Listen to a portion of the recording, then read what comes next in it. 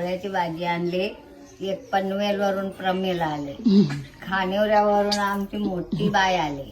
हा, बांगारवाडीवरून मंजुळा गावंडा आली आणि पुंड्यावाडीवरून ही आमची बाई आणली.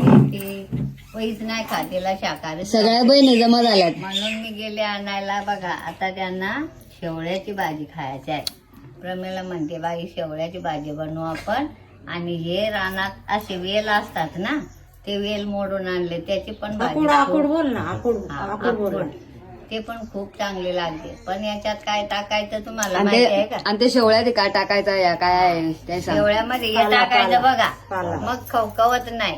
हे बोंडारीचं झाड असतो, त्याचा पाला कवळा आणायचा काढून आणि तो टाकायचा. आणि थोडासा आता काहीतरी आंबा किंवा असं आंबट काहीतरी टाकायचं.